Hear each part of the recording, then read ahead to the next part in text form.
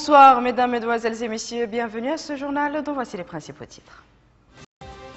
La communauté mauritanienne basée au Niger réserve un accueil chaleureux au président de la République qui assure à celle-ci que l'État est attaché à la garantie des droits de chaque citoyen.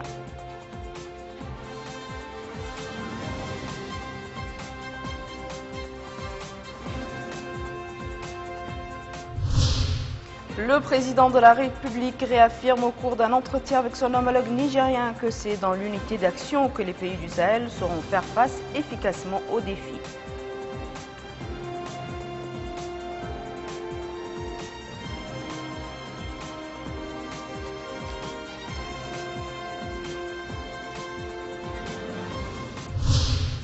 Inauguration à Nouakchott d'une école de santé pour le compte de l'armée nationale et d'une compagnie de la gendarmerie à Agjouch.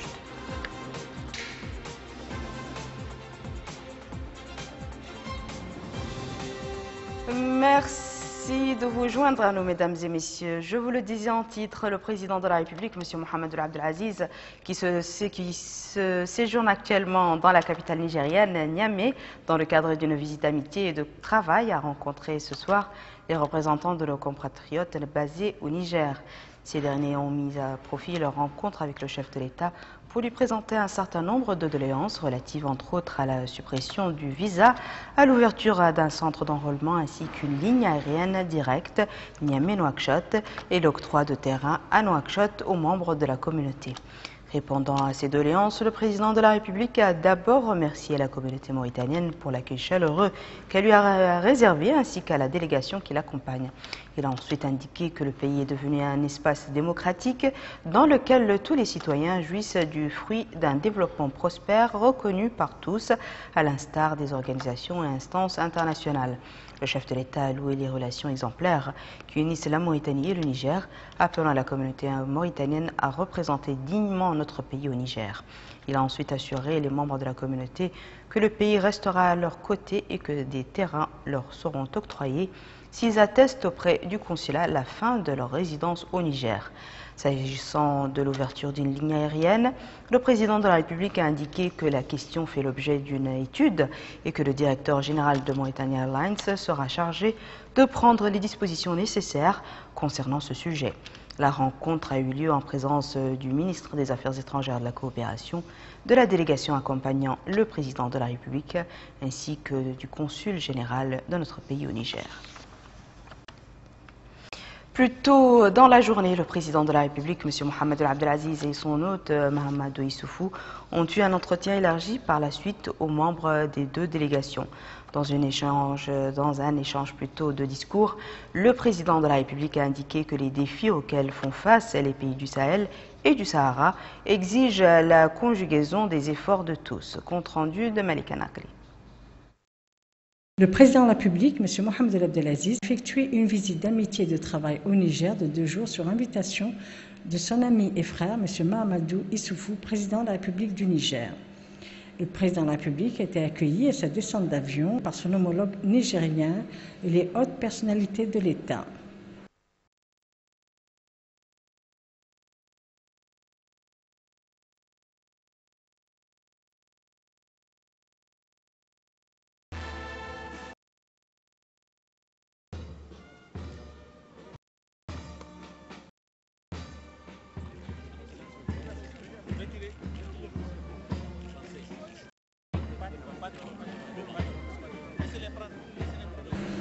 Cette visite vise à renforcer et redynamiser les relations de coopération et d'amitié entre les deux pays et les deux peuples frères, qui s'est traduite par l'accueil chaleureux de la population nigérienne. C'est ainsi que plusieurs troupes folkloriques de différentes parties du Niger ont ainsi montré la richesse et la diversité culturelle du Niger.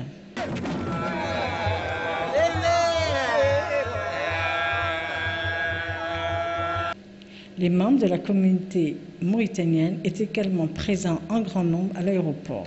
Après les cérémonies officielles d'accueil, le président de la République a eu au palais présidentiel de Niamey des entretiens en tête-à-tête avec le président nigérien, M. Mahamadou Issoufou. Ces entretiens ont porté sur les différents volets visant à redynamiser et renforcer la coopération bilatérale. Ces entretiens, élargis aux 2 délégations d'accompagnement, mauritaniens et nigériens, ont été marqués par un échange d'allocutions entre le président de la République et son hôte Mahamadou Issoufou. Le président de la République a tout d'abord remercié le président Issoufou pour l'accueil fraternel et l'hospitalité dont lui-même et la délégation d'accompagnement ont été l'objet. M. Mohamed Abdelaziz a souligné l'excellence des relations entre les 2 pays, rappelant que l'histoire et la géographie ont fondé un modèle partagé de société bâti sur un socle de valeurs fondé sur la foi, la solidarité, la tolérance et l'endurance. Le président de la République a rappelé que la sous-région fait face aujourd'hui à plusieurs menaces sécuritaires, environnementales et de lutte contre la pauvreté. Ce sont là, dit-il, des défis qui font aujourd'hui de notre sous-région une source majeure d'inquiétude. Le président de la République, M. Mohamed Abdelaziz, a déclaré que c'est dans l'unité d'action que les pays du Sahel sauront faire face efficacement aux multiples défis dans la lutte contre la pauvreté. La Mauritanie, souligne-t-il, aspire à renforcer sa coopération avec le Niger dans les domaines politiques, sécuritaires et économiques. Les 2 pays sont à même de développer une coopération bilatérale exemplaire en raison de nos potentialités respectives et de leur complémentarité. Pour sa part, le président nigérien a tout d'abord remercié le président de la République, M. Mohamed Abdelaziz, pour la visite qu'il effectue au Niger. Il a souligné que cette visite donnera une impulsion nouvelle aux excellentes relations existant entre les 2 populations, soulignant que ces relations se développent continuellement grâce aux multiples facteurs qui permettent aux 2 parties de les promouvoir davantage. Un des temps forts de l'arrivée du président de la République dans la capitale nigériane, l'accueil que les populations de la ville de Niamey lui ont réservé. La communauté mauritanienne basée à Niamey n'était pas en reste. Elle était venue en grand nombre vêtue de tenues traditionnelles pour réserver au chef de l'État un accueil chaleureux arborant des couleurs nationales ainsi que des portraits du président de la République.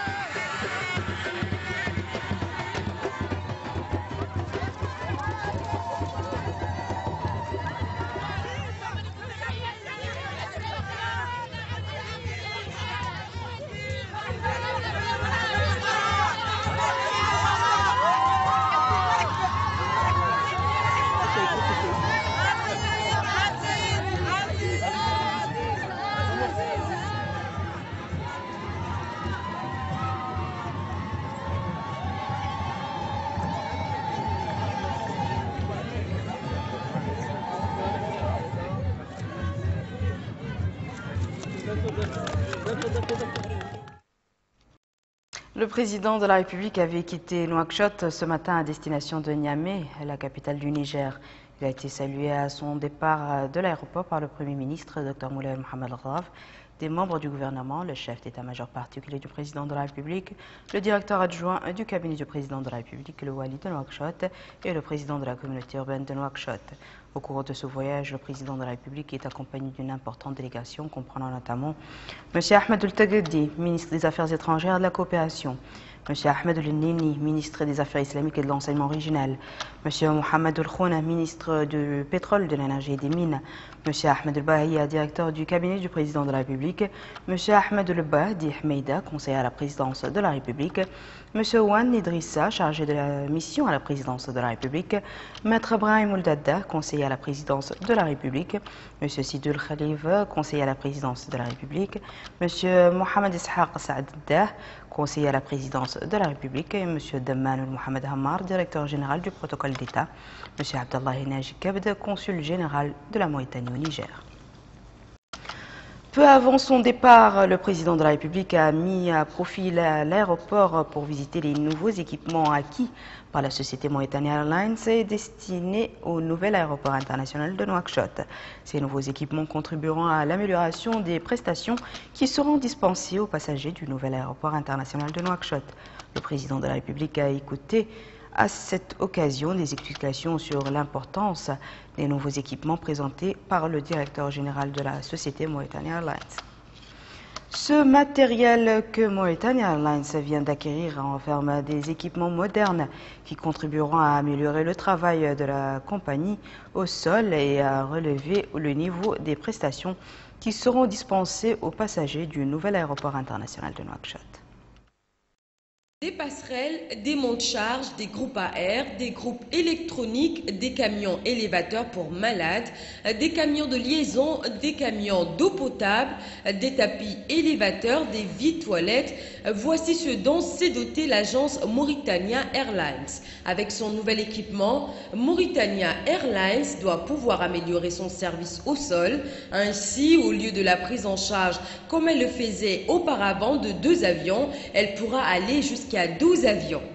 Son directeur commercial nous confie qu'auparavant, les avions à cargo à destination de Nouakchott devaient se rendre à l'aéroport de Dakar pour ensuite faire acheminer la marchandise par la route jusqu'à Nouakchott. Aujourd'hui, ajoute-t-il, avec son nouvel équipement, ils peuvent accueillir tout type d'avions et les prendre en charge. Avec son nouvel équipement, Mauritania Airlines rentre dans une nouvelle phase, pouvoir offrir de nouveaux services au sol à ses clients nationaux comme étrangers.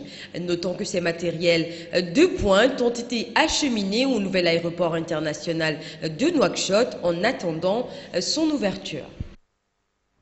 Et dans le cadre de la célébration du 53e anniversaire de l'indépendance nationale, l'armée nationale s'est dotée d'une école de formation des auxiliaires de la santé militaire. L'édifice a été inauguré par le général de brigade, M. Hanan Naoul Sidi, chef d'état-major adjoint des armées. Au 53e anniversaire de la fête de l'indépendance, notre armée nationale est à nouveau au rendez-vous. L'institution militaire jouit désormais d'une nouvelle réalisation vitale. Ce soir, le chef d'état-major général des armées adjoints, le général des brigades Hanan Naoul Sidi Wel Hanan, a inauguré à Nouakchott l'école militaire des agents de la santé. Cette cérémonie d'inauguration a connu la participation de plusieurs personnalités nationales. On peut citer le directeur de l'hôpital militaire, le directeur général de la santé militaire des forces armées et des forces de sécurité, le directeur de l'école de la santé, les doyens de la faculté de médecine, la directrice de l'école nationale de la santé publique, avec d'autres officiers supérieurs et certains directeurs d'hôpitaux nationaux. À cette occasion, le chef d'état-major général des armées adjoints, le général des brigades Hanan Naoul Sidi Wel Hanan, a adressé un discours dans lequel il a rappelé les développements remarquables qu'a connu l'institution militaire en ces derniers temps. Un développement qui l'a permis de se procurer des équipements différents et de bâtir d'importants établissements. C'est dans ce cadre, poursuit le général des brigades Hanan Naoul Sidi Wel Hanan, que l'institution militaire inaugure aujourd'hui ces nouveaux monuments éducatifs. L'école militaire des agents de la santé a été bâtie dans l'objectif de relever la capacité de nos forces armées et de nos forces de sécurité en leur offrant l'appui médical nécessaire. D'après le chef d'état-major général des armées adjoints, cette école est censée renforcer les cadres humains, médicaux et militaires et d'offrir un nouveau soutien à toutes les unités de combat. Le général des brigades Hananna Oul-Sidi Oul-Hananna a exhorté les élèves et les cadres de l'école à fournir plus de sacrifices et de dévouement au travail afin d'être au niveau des attentes. Enfin, il a renouvelé sa confiance dans les encadreurs et le personnel médical de l'école militaire des agents de la santé. De son côté, le colonel médecin Mohamed Sidi Malik Oul Mohamed El Haj, directeur de l'école militaire des agents de la santé, a insisté sur l'importance de cet événement. Selon le directeur de l'école militaire des agents de la santé, cet établissement doit assurer une couverture médicale convenable et générale pour les agents de nos forces armées et nos forces de sécurité sur l'ensemble du territoire national. L'école militaire des agents de la santé a été créée par la Direction générale de la santé des forces armées et des forces de sécurité auprès d'état-major général des armées. C'est un projet qui participe également dans les efforts visant l'éradication du chômage et la promotion de la condition féminine. Cette école a reçu pendant cette année une première promotion d'infirmiers composée de 123 jeunes dont les jeunes filles occupent environ 28%. Il faut rappeler que l'école militaire des agents de la santé a été instituée conformément à l'arrêté numéro 107 du 22 février 2009. C'est dans le même contexte qu'a été inauguré le nouveau siège de la compagnie de gendarmerie et du logement du commandant de cette compagnie à Agjoujt. C'est le chef d'état-major de la gendarmerie nationale, le général de brigade, M. Ndiaga Dieng, qui a procédé à l'inauguration de cette compagnie en présence du commandant de la zone nord et d'un certain nombre d'officiers supérieurs de différents corps militaires et sécuritaires et des autorités administratives et municipales. Compte rendu de Mamadou Gueye. L'acte posé dans le casernement d'Agjoujt symbolise la nouvelle dynamique et les impératifs d'efficacité qui animent le commandement de la gendarmerie dans sa perpétuelle quête de sécurité pour tous et en tout lieu. Pour atteindre cet objectif, une réorganisation et une restructuration complète de la gendarmerie s'est opérée depuis quelque temps avec le but d'équiper convenablement les forces armées et aussi de les mettre dans les meilleures conditions d'exécution de leur lourde mission. L'inauguration des bâtiments faite par le général de brigade Ndiaga Dieng dans la caserne de la compagnie rentre dans ce cadre. Il s'agit des bureaux du commandant de la compagnie dotés d'équipements modernes et de la villa du commandant dotée de tous les conforts. Cette nouvelle stratégie vise à doter l'arme des moyens les plus perfectionnés pour accomplir sa mission de sécurité afin d'anticiper et de prévenir au mieux les variations et les nouvelles formes de l'insécurité. Elle permet également d'améliorer les contrôles des espaces et des flux dans cette zone stratégique. Cet outil de travail mis à la disposition du personnel de l'arme s'inscrit dans la volonté du chef suprême des armées de garantir la sécurité et le bien-être de tous les Mauritaniens sur l'ensemble du territoire national. Cette inauguration est importante à plus d'un titre. D'abord parce qu'elle parachève la mise en place des compagnies au niveau de tous les chefs-lieux de région. Ensuite parce qu'elle sécurise davantage une zone d'importance économique majeure. Enfin parce qu'elle symbolise l'enracinement de notre institution sur l'ensemble du pays et l'engagement de l'État à maintenir le maillage d'un service public de proximité de qualité. Honorables invités, au cours des 4 dernières années, d'importants efforts ont été entrepris par notre institution pour rénover son parc immobilier. Ces réalisations s'inscrivent dans une démarche globale de restructuration, d'adaptation et de modernisation. Celle-ci vise à assurer la sécurité partout et pour tous, En cela, notre objectif est de tout mettre en œuvre pour qu'aucune forme de délinquance ne soit tolérée, qu'aucune contrée ou campement, isolé soit-il, ne soit oublié ou négligé. Le commandant de la compagnie, le capitaine Yacoub Olyabana, s'est félicité de cette organisation qui a permis de changer radicalement le visage de la gendarmerie en lui permettant notamment de raccourcir la chaîne de décision afin que la gendarmerie obtienne sur le terrain une réponse plus rapide du commandement.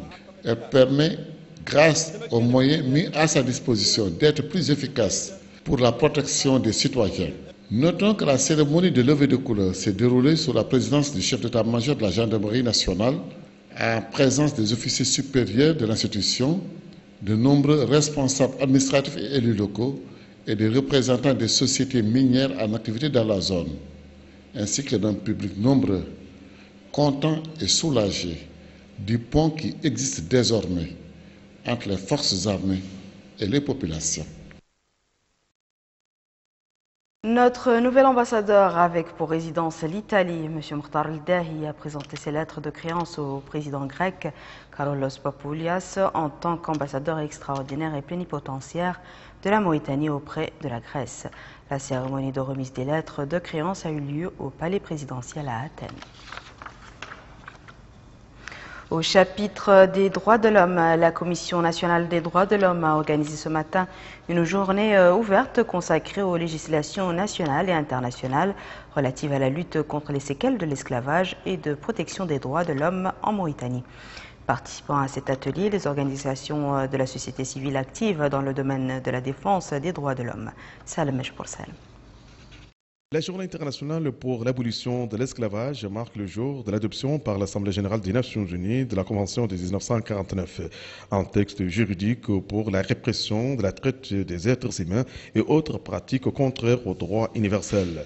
La Mauritanie a adhéré à cette convention en 1989. En 2004, une loi fut votée par l'Assemblée nationale portant incrimination de la traite des personnes. Les autorités mauritaniennes et les organes consultatifs comme la Commission nationale des droits de l'homme travaillent à la promotion des instruments juridiques incriminalisant toute atteinte à l'intégrité physique et à la dignité humaine. Et Rabbeha Bint Abdeloudoud, présidente de la Commission nationale des droits de l'homme. La Commission nationale des droits de l'homme est heureuse de vous accueillir aujourd'hui pour célébrer ensemble, pour commémorer ensemble cette journée qui marque notre engagement tous pour la lutte contre toutes les formes de servitude, pour la lutte contre toutes les formes d'esclavage, qu'ils soient réels ou avérés.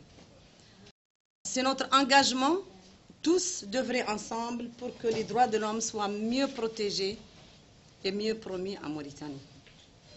La Commission nationale des droits de l'homme est une institution, comme l'a dit mon collègue tout à l'heure, indépendante, consultative. Et c'est dans le cadre de notre mandat et c'est de notre devoir aujourd'hui d'être ensemble avec vous pour lancer cette réflexion. Je voudrais saluer particulièrement parmi nous l'engagement du Bureau du Haut Commissariat et du PNUD. Parce que c'est un engagement quotidien de tous les jours.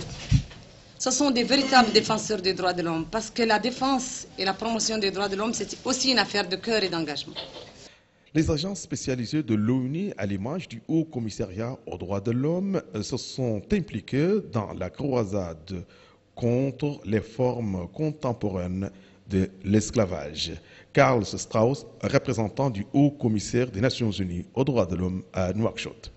En 2009, comme vous vous souvenez, le gouvernement de la Mauritanie a invité le rapporteur spécial sur les formes contemporaines d'esclavage qui, dans son rapport, a recommandé, entre autres, une étude approfondie de la question de l'esclavage en Mauritanie et l'adoption d'une politique globale pour éradiquer le problème. Elle a exprimé son souhait de poursuivre le dialogue avec le gouvernement et de visiter le pays dans le futur. Suite à un séminaire de 2011, dont peut-être quelques d'entre vous ont assisté, le Commissariat aux droits de l'homme, le Bureau du Haut Commissariat des Nations Unies et le PNUD ont développé une feuille de route pour l'implémentation des recommandations de la rapporteure spéciale qui était validée avec la participation de la rapporteure spéciale en 2012. La Mauritanie a adopté en 2007 la première loi portant incrimination de l'esclavage et des pratiques esclavagistes, un document suivi de l'adoption de la loi portant répression du trafic des migrants en 2010. Dans le volet politique, le Parti du sursaut de la jeunesse pour la nation a organisé ce matin une conférence de presse dans son siège à Tavrazen. L'occasion pour la présidente du parti, Mme Lalane Tchriv, d'évoquer leur position par rapport aux élections législatives et municipales du 23 novembre dernier. Elle en a profité pour féliciter les présidents des campagnes de son parti dans les villes intérieures pour le dévouement dont ils ont fait preuve au service du parti. La présidente a affirmé que le parti jouit d'une place de choix au sein de la majorité présidentielle et qu'il poursuivra dans cette voie en soutenant le programme du président pour le changement constructif.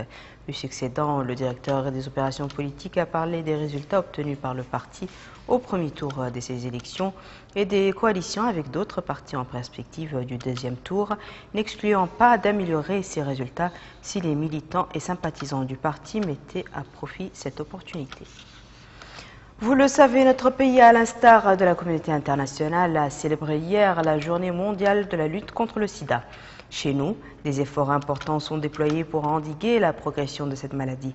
En plus du centre ambulatoire de Nouakchott pour la prise en charge des malades du sida, 3 autres sont ouverts dans 3 villes du pays qui offrent eux aussi les mêmes prestations. Rabea Deda. Le syndrome de l'immunodéficience acquise, plus connu sous le nom de sida, est un ensemble de symptômes consécutifs à la destruction de plusieurs cellules du système immunitaire. Dans notre pays, nous avons le nombre d'infectés le moins élevé de la région. La lutte contre la propagation de cette pandémie s'est soldée par la sensibilisation, le dépistage et la prise en charge des malades infectés par cette maladie. Le centre de traitement ambulatoire prend en charge les malades en leur procurant les médicaments qui freinent la progression de la maladie, notamment la trithérapie et le traitement contre les maladies opportunistes. Au niveau de ce centre, nous prenons en charge le traitement des malades, d'une part le traitement antirétroviral et d'autre part le traitement des infections opportunistes. Nous avons un laboratoire qui permet de faire le bilan initial de tous les malades que nous prenons en charge, une pharmacie qui donne gratuitement ces médicaments. Les malades de ce centre ont atteint le chiffre de 4 679 malades répertoriés à ce jour. Au niveau de tous les pays, l'estimation des malades a atteint le nombre de 14 000. L'Organisation mondiale de la santé, en 2010, a trouvé qu'il existe plus de 34 millions de malades vivant avec le VIH et qu'à chaque année, il y a 2 700 000 nouveaux malades et qu'il y a 1 800 000 décès par cette maladie. Donc, vous comprenez bien avec moi l'ampleur de cette maladie. Et que malheureusement, 75% de ce nombre de malades existent dans les pays africains au sud du Sahara. Plusieurs associations apportent leur soutien aux malades, notamment un soutien psychologique. Nos associations ont des activités sur la lutte contre le VIH-Sida. Ici au centre ambulatoire, c'est là que tout le monde prend les traitements, des rétroviraux. Souvent ici on fait des activités, il y a la cuisine qui est derrière moi. Souvent il y a des repas communautaires que les gens font ici, des lundis, des mardis et des dimanches. Notons que sur l'ensemble du territoire, 3 autres structures hospitalières prennent en charge les personnes atteintes du virus du sida. À Kéhédi, Kifa et Nouadhibou. Et nous fermons ce journal par quelques nouvelles brèves de ce qui fait l'actualité en Égypte, en Centrafrique et en Ukraine avec Babacar Ndiaye.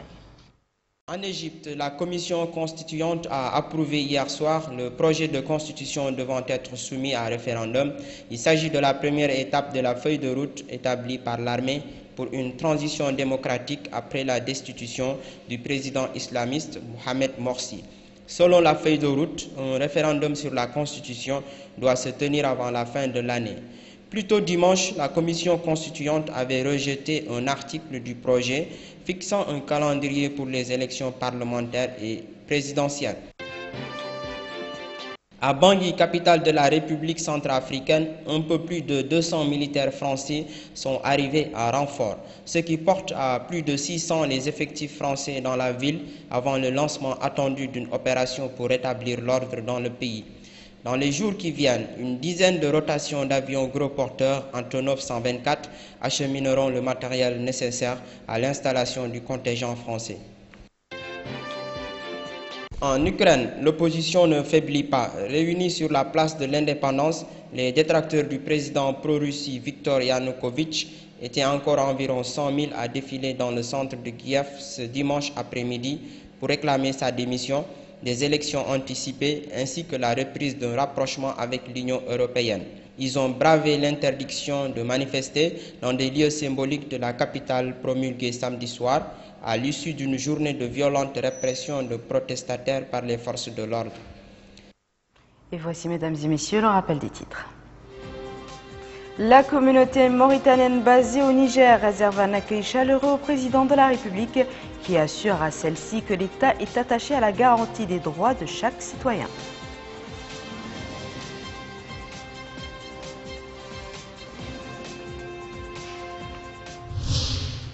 Le président de la République réaffirme au cours d'un entretien avec son homologue nigérien que c'est dans l'unité d'action que les pays du Sahel sauront faire face efficacement aux défis.